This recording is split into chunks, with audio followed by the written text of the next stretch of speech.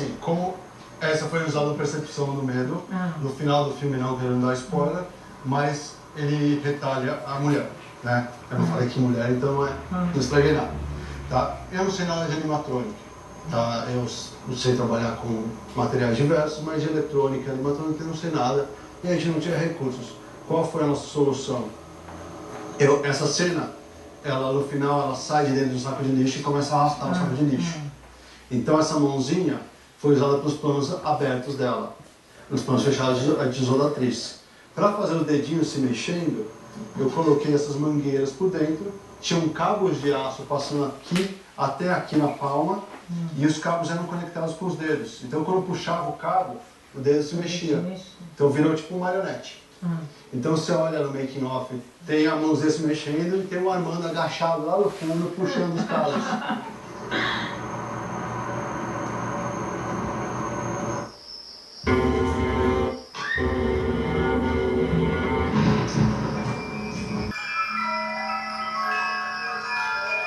Embora o cinema de horror brasileiro seja raro no circuito comercial nacional, trata-se de um gênero bastante popular nas mídias brasileiras e em circuitos à margem do mainstream.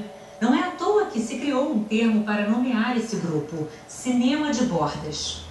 No episódio de hoje, trazemos realizadores que começaram a fazer filmes com câmeras VHS nos anos 90 e depois foram impulsionados pela tecnologia digital. Na geração dos anos 2000, sobressaem diretores de diversas partes do país, do Espírito Santo, Pernambuco, Ceará e especialmente do sul do Brasil, que parece concentrar um celeiro do gênero. Vamos também conversar com esses cineastas fora do eixo e levantar a importância do Fantaspoa, o maior festival de cinema fantástico da América Latina, que acontece em Porto Alegre. Além de entender como esses profissionais sobrevivem de cinema ou não, as dificuldades do acesso aos editais e patrocínios, as tentativas de explorar subprodutos e as novas plataformas de exibição como o VOD e as não tão novas assim, vendas pelo correio.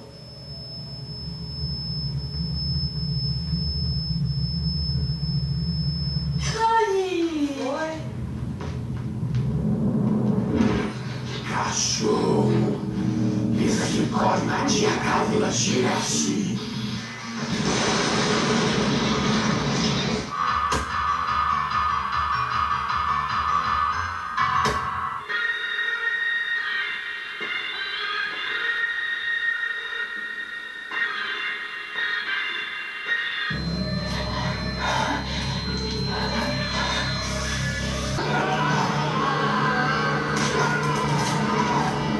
Agora me diz, como é fazer filme de terror independente fora do eixo Rio-São Paulo, já que você é de Curitiba?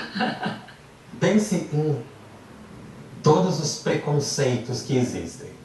Racial, religioso, tudo que faz filme de horror. Mas eu já fiz 2 longas e um monte de outros filmes. E já tive algum retorno, então tem preconceito sim, principalmente na hora de você levantar financiamento. Mas com o retorno que teve, a gente foi insistindo bastante em fazer isso, não porque está na moda ou porque acha legal, só acha legal porque é legal, é divertido. Não, porque eu acredito mesmo.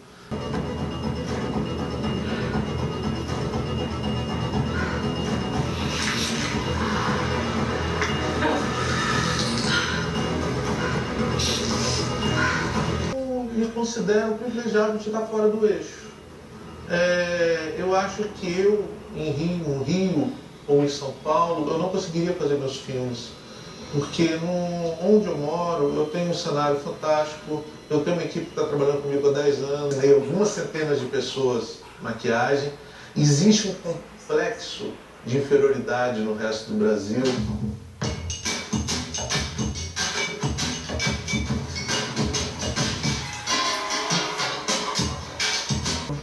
Você tem algum tipo de explicação para dizer por que esse cinema de gênero é tão realizado no sul do Brasil? Surgiu nos anos 80 e nos anos 90 uma cena cultural muito forte em Porto Alegre, com uma verve pop, né, muito evidente. Muitas bandas importantes, um pouco o que aconteceu em Recife, nos anos 90, aconteceu em Porto Alegre também. Né? Muitas bandas importantes surgiram em Porto Alegre, né? Os Cascaveletes, Replicantes, né? O Júpiter Maçã, e é uma cena de casas noturnas e de cultura pop. Os livros circulavam muito por Porto Alegre, passavam de mão em mão, os quadrinhos, né?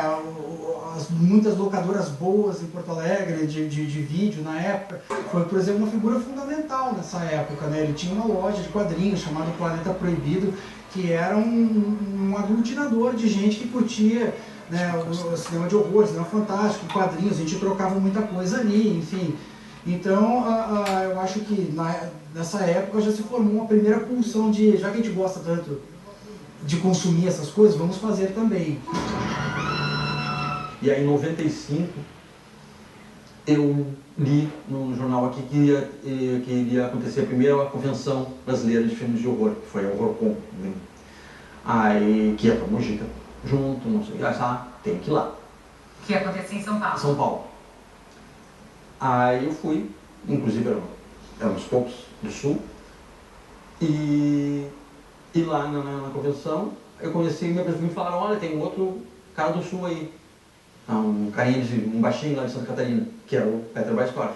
Aí a gente conversou lá, tomou uma cerveja junto, aí eu vi o filme dele, gostei, que era Criaturas Hediondas, e aí a gente começou a trocar correspondência, né, antes da internet, e aí quando ele foi fazer o Monstro de Boom do Espaço, em 95, ele me convidou, vem aqui para cobrir um filme, porque eu tinha um fanzine, eu escrevia sobre os filmes, vem cá para te fazer uma reportagem, tá? Eu fui, cheguei lá e já me deu um papel para atuar, e depois no próximo filme já fui produtor, e aí a gente começou a trabalhar junto.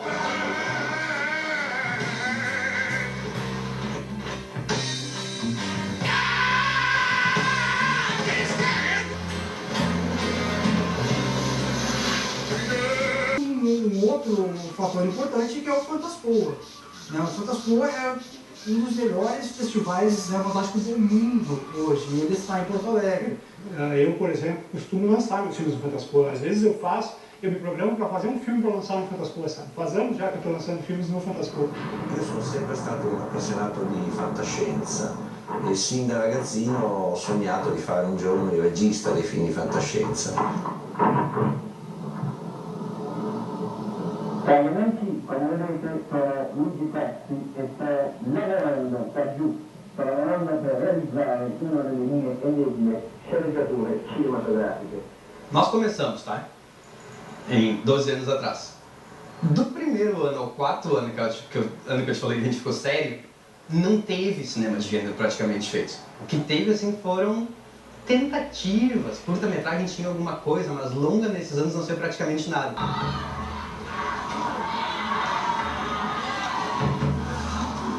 E nesse mesmo ano, vem a pessoa que talvez, eu diria que veio a revolucionar o cinema de gênero no Brasil como pessoa física, como profissional, que é o Rodrigo Aragão. O Rodrigo Aragão, ninguém conhecia ele, ninguém sabia quem ele era. Detonador de bomba, meu sonho de infância.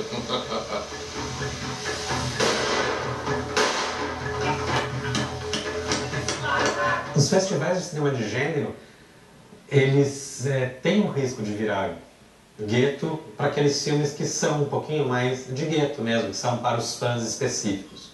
Atenção de olhares que talvez não fossem ver aquele filme se ele estivesse numa sessão normal no cinema.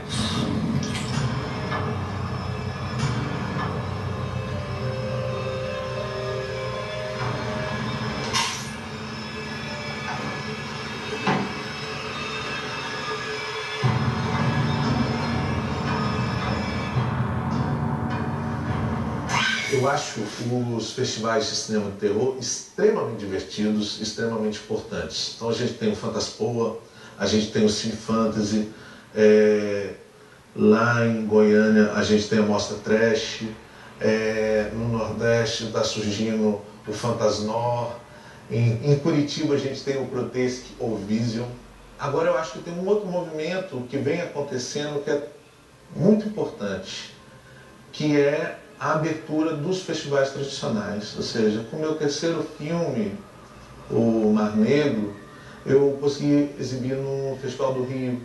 E aí o pessoal do Festival do Rio me falou que era o primeiro filme de terror que eles estavam exibindo. Eu achei isso muito bacana. À meia-noite, mais uma sala com 500 pessoas, assim, uma sessão linda. A gente teve uma sala também com 500 pessoas no Festival de Cinema Latino-Americano em São Paulo. Então são festivais tradicionais que normalmente não passariam o cinema de gênero e tem aberto as portas. Então acho que isso é uma coisa tão importante quanto ter os festivais que são exclusivamente para o gênero, mas os festivais tradicionais também estarem aceitando o cinema de gênero.